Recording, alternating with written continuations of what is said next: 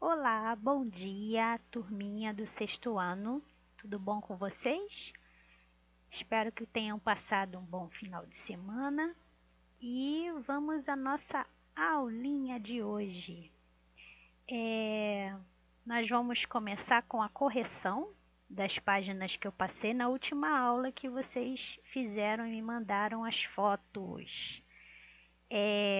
Eu passei os exercícios da página 34 a 39, que falam, né, sobre as histórias em quadrinhos. Então vamos lá. Página 34, ampliando a linguagem das HQs. Você leu uma historinha,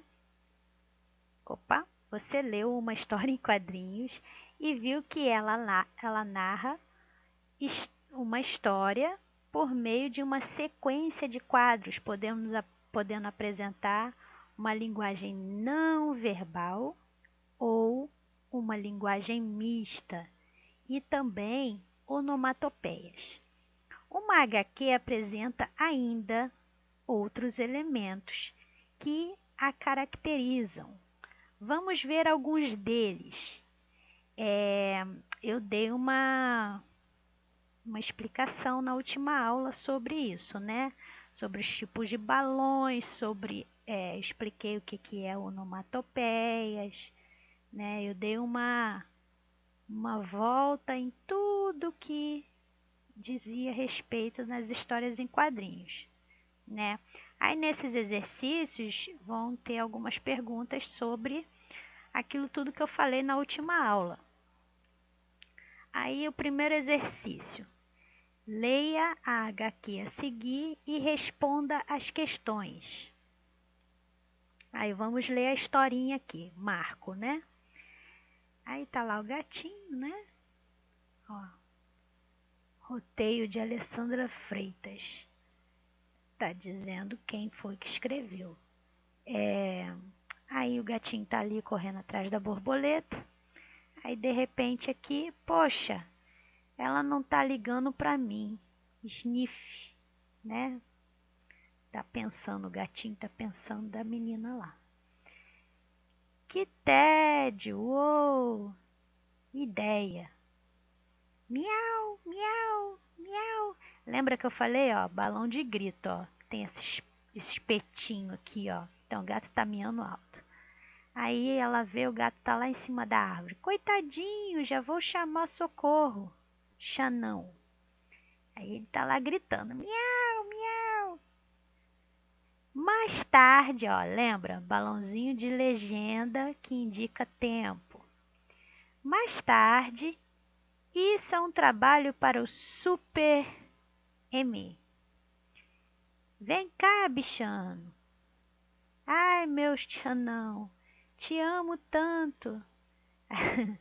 Tá cada vez mais difícil chamar a atenção, mas valeu a pena. Então o gato fez aquela encenação toda para chamar a atenção da dona dele, né?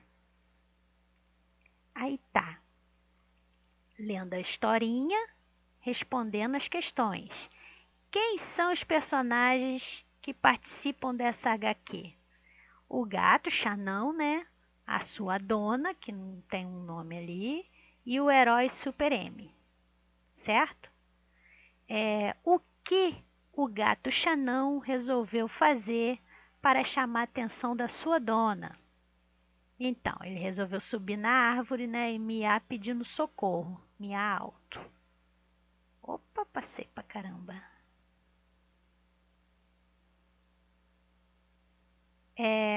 A ideia dele funcionou?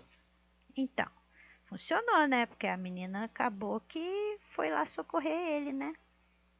E ligou para um super-herói para pedir ajuda. E no final das contas deu carinho pro gato, né? Pegando ele no colo. Qual é o tipo de linguagem empregada nessa HQ? E aí? Olhando lá na HQ, qual é o tipo de linguagem? É mista, né? Porque olha aqui, nesse primeiro quadro aqui, então, nesse primeiro quadro aqui, ó, nesse primeiro quadro aqui, tem algum balãozinho de fala, alguma coisa assim? Não, né? Então, quando só tem imagem, é uma linguagem não verbal, certo? Aí aqui, a partir desse quadrinho, aqui, aqui já é uma linguagem verbal, certo? Então, a gente tem aqui uma linguagem não verbal e várias linguagens verbais. Então, a resposta aqui, qual o tipo de linguagem empregada nessa HQ? Né? É um tipo de linguagem mista, porque envolve imagem e escrita, certo? Aí eu falei na última aula dos tipos de balões, né? Cada formato significa uma coisa, né? Pensamento, grito, falando baixinho, várias coisas, né? Então, na HQ da página anterior foram empregadas 3 tipos de balões, né? Diferentes. Quais são eles? Quais os tipos de balões que nós temos aqui, ó? Tá vendo aqui? Nós temos aqui, deixa eu abaixar um pouquinho. Aqui, ó, balão de pensamento. Opa, peraí, deixa eu botar aqui um. Balão de pensamento por causa dessas bolinhas aqui que indicam que o gato está pensando. O gato não fala, né? Aí tá vendo aqui, ó, de novo, ó, pensamento, pensamento. Aqui o balão de grito, né? Por causa dessas pontinhas aqui. Sempre que tiver pontinhas vai ser balão de grito, né? Ou falando alto. Aqui, tá vendo? O balãozinho, ele pode ser assim, né? Uma bolinha, ou ele pode ser uma nuvenzinha, né? Mas se tem esse rabicho, né? Indica que é um balão de fala, né? Então nós temos balão de pensamento, balão de grito, balão de fala, certo? Então, aqui na pergunta, na história em quadrinho da página anterior foram empregados 3 tipos de balões diferentes. Quais são eles? Balão de fala, balão de grito, balão de pensamento. Leia a tirinha a seguir. Oi, oi, por que você fez tantos buracos na goiaba? Condomínio Village des Vermes. Ai, ai. Geralmente, o humor de uma tirinha é produzido pela quebra de expectativa no último quadrinho. Como isso acontece na tirinha lida? Então, no primeiro ali, ó, no segundo quadrinho, aqui, no segundo quadrinho, no quadrinho do meio, a gente pensa, né, olhando, lendo ali a história, que foi o único bichinho que fez esse monte, essa buraqueira toda na goiaba, certo? E o que dá sentido de humor, que no final das contas você vê que tem um monte de buraco,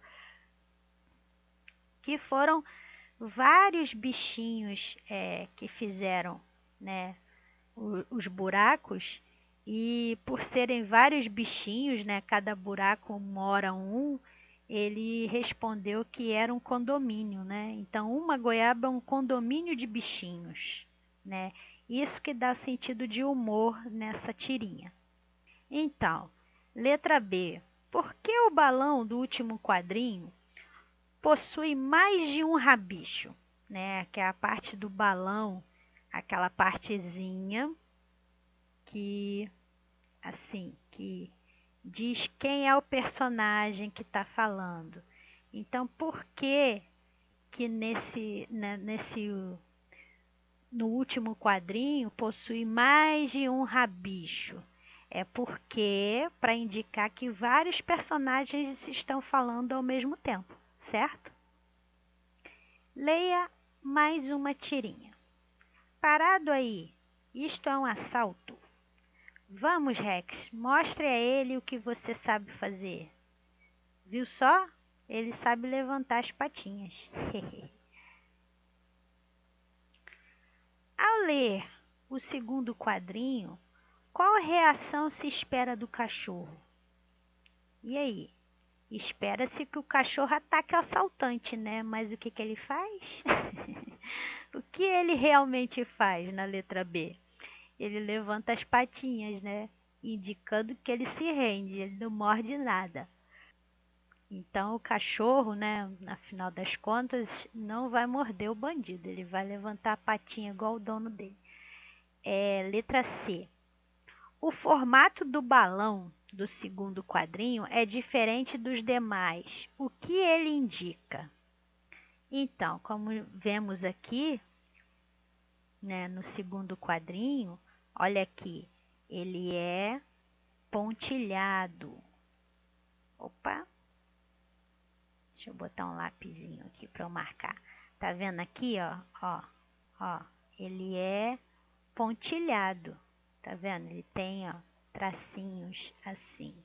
Então, sempre que o balãozinho for pontilhado, né, ele vai ser, quer dizer que o personagem está sussurrando ou está falando bem baixinho, né? Então, aqui na pergunta C, o formato do balão do segundo quadrinho é diferente dos demais. O que ele indica? Ele indica que a personagem está falando baixinho, está sussurrando, certo? Aí, continuando aqui, nas histórias em quadrinhos, os balões são os responsáveis por dar dinamicidade à leitura. Cada balão apresenta um formato diferente para indicar fala, pensamento, grito, choro, sussurro, uníssono, etc. Né? Os diferentes quadrinhos. Agora leia uma HQ. Aí olha só essa historinha aqui, tá vendo? Ó, quase não tem fala, né? Só tem aqui uma onomatopeia aqui, né? Aqui, ó, tem uma onomatopeia. O que mais que tem aqui? Só imagens, certo?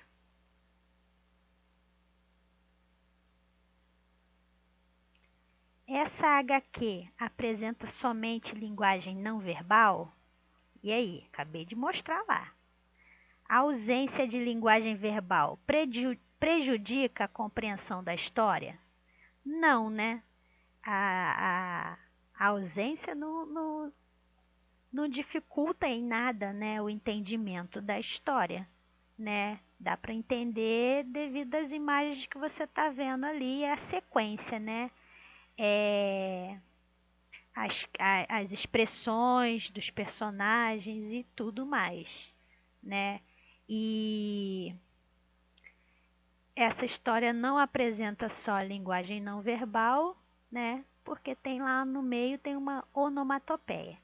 Letra B. Os quadros dessa história em quadrinhos são tradicionais, ou seja, seguem ordem sequencial de leitura? Para você comentar aí com as suas palavras. Então, os quadros, eles são tradicionais? Não, né, gente? Nessa história em quadrinhos, há um quadro central que mostra a ação mais importante da história. Além disso, dentro do segundo quadro, há um outro quadrinho menor que mostra a expressão do pinguim naquele momento, né? Então, olha aqui, tá vendo? Você vê as expressões aqui, ó, e tem um quadrinho menor aqui, ó, no meio do segundo quadro, que é esse aqui, ó, indicando assim, ó, só os olhinhos, né, do pinguim aqui, ó, tá vendo? Não precisa de fala para entender, precisa?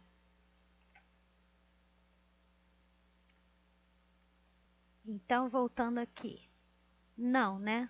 Nessa história em quadrinhos, há um quadro central, né, que mostra as ações importantes, e há um quadril dentro do outro, indicando, né, mostrando o olhinho do pinguim, a expressão dele naquele momento, né?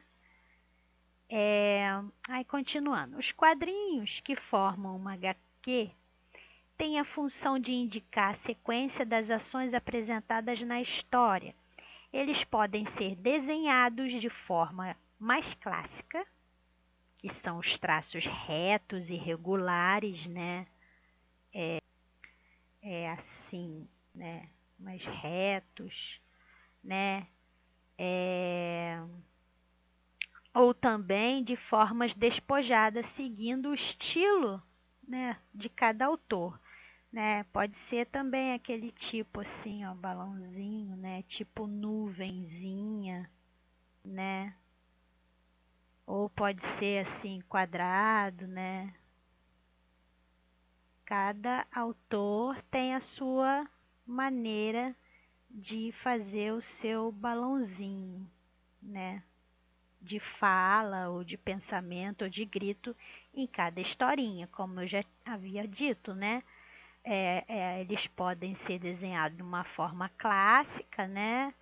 Reta, com linhas retas, ou circular, né? Ou de uma maneira mais despojada, seguindo o estilo de cada autor. Os tipos de letras, né? Leia abaixo uma tirinha do personagem H. Então,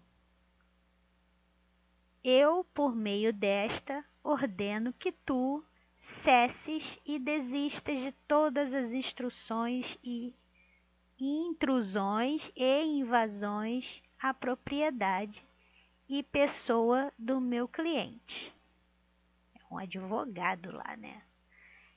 Eu te acuso de violar a propriedade alheia em armes, agressão ou gratim e injúria com malícia premeditada, e além disso, eu exijo restituição, indenização, justiça. Algo a declarar? Então, nesses quadrinhos foi empregado um estilo de letra que difere do padrão das HQs, né? Que estilo é esse, né? Botou uma letra cursiva, né? Uma letra de mão, tá vendo aí? Não é uma letra digitada, né? Porque é como se ele tá ali escrevendo uma carta, né? E uma carta bem formal, né? Com a linguagem bem formal. Com que finalidade ele foi utilizado, né? A finalidade de mostrar que tudo que está sendo falado no balão refere-se a um texto de uma carta que o personagem está lendo. Que olha aqui, ó, o personagem está lendo, certo? Passei demais. Vamos voltar. Em algumas situações, o estilo da letra empregada em uma HQ pode apresentar variações e contribuir significativamente para o sentido que se pretende transmitir. Assim, pode-se afirmar que o estilo da fonte das HQs é um importante recurso expressivo, certo? Aí as legendas. Leia mais uma tirinha. A grama do vizinho é sempre mais verde. Terráqueos sortudos. A grama dele é rosa. Qual é o tipo de linguagem dessa tirinha? Assinale a alternativa correta. É verbal, não verbal ou é mista? E aí? Mista, né, gente? Porque nós temos imagens, né, com texto, e temos aqui no final, o último quadrinho, é só a imagem, sem o texto. Então, essa linguagem vai ser mista, né? É verbal e não verbal. Nessa tirinha, há um balão de fala somente no segundo quadrinho. A quem se refere o texto verbal escrito na parte superior do primeiro quadrinho? E aí? Essa primeira parte aqui, ó, é de quem? É do narrador, tá vendo? Por que que é do narrador? Porque é uma legenda, tá vendo? Não tem um rabicho, não tem... Opa, desculpa.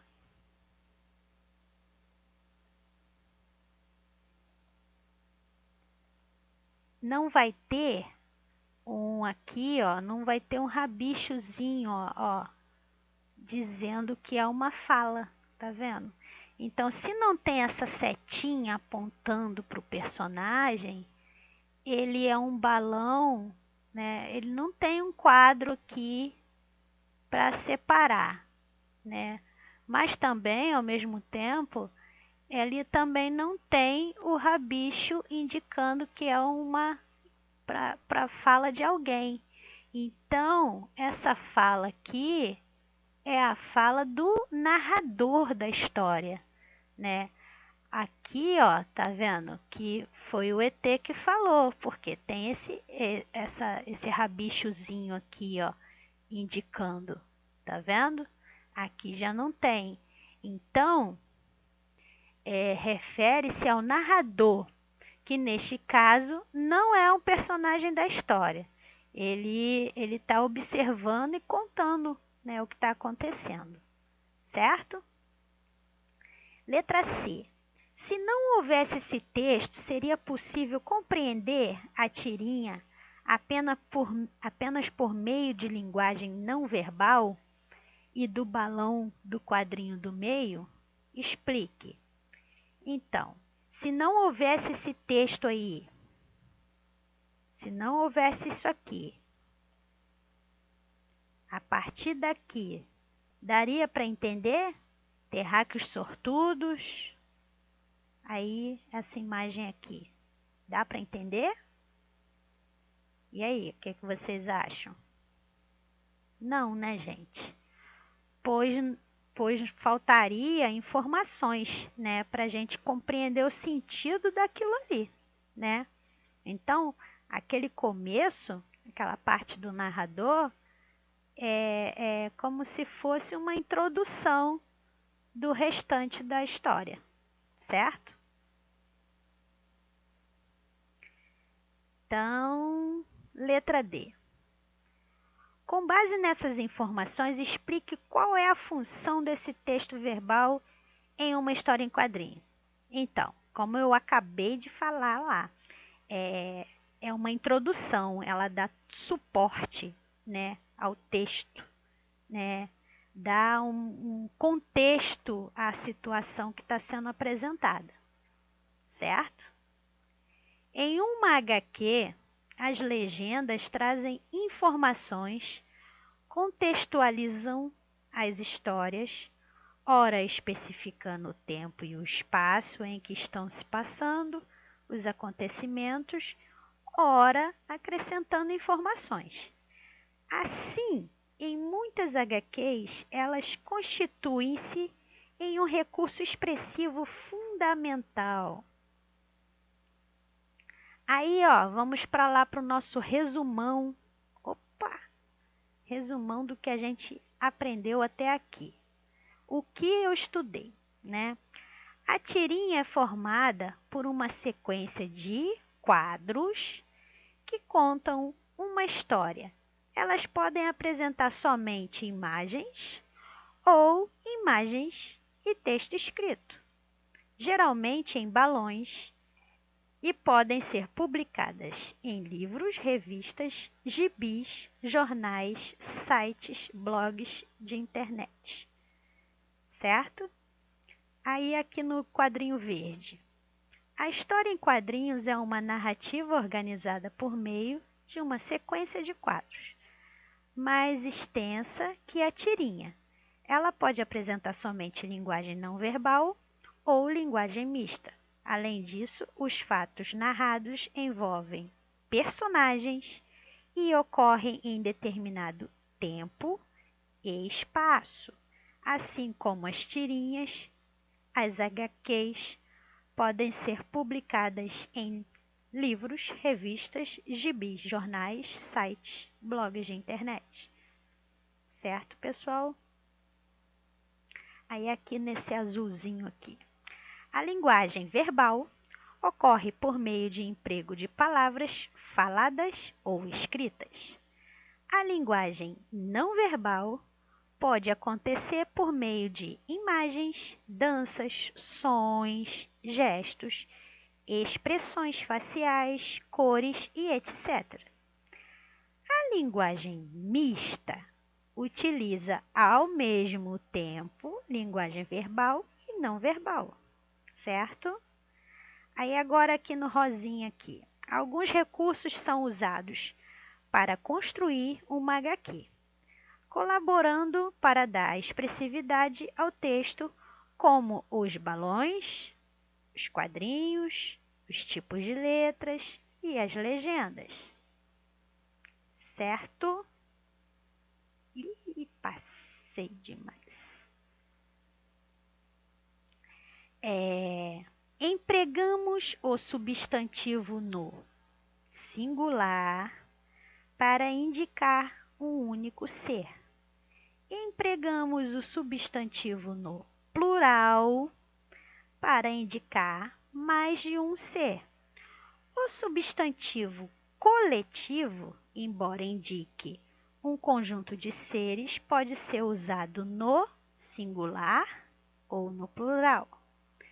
Aí aqui, os substantivos podem ser empregados com 2 graus de significação, o diminutivo e o aumentativo. Além de indicar tamanho, eles podem ser utilizados para expressar afetividade, proximidade, desprezo, ironia, entre outros. Certo, pessoal? Acabamos a nossa correção de hoje, certo? Aí, eu quero que vocês, então, né, nós vamos para hoje começar, depois que vocês fizerem a provinha lá do livro, né, do livrinho, nós vamos dar uma pausa aqui, terminamos essa correção, vamos dar uma pausa. Depois que vocês terminarem a provinha, aí fica como o dever de casa, né? Só que já estamos em casa. Mas vamos dar uma iniciada nesse capítulo 5. Eu quero que vocês leiam essas primeiras páginas aqui. Começa na página 40. Instruções no dia a dia, né? O que fazer para um bolo ficar gostoso? Como montar um brinquedo novo? Como configurar nossos aparelhos eletrônicos? Já que nós não nascemos sabendo tudo. O melhor jeito é seguir algumas instruções, não é mesmo? Então, gente, quando você quer fazer um bolo, uma coisa diferente, você precisa o quê? Você precisa de uma receita. Quando você compra um celular novo, né, diferente do que você tinha antes, você precisa ler o manual para configurar um computador, um notebook, né? Tudo nós precisamos de instruções, né, para fazer o que a gente não sabe, né? Aí aqui, o que você imagina que elas estão fazendo aí nessa figura aí? Tá bem óbvio aí, né? Então, aí vamos responder a essa página aqui, né?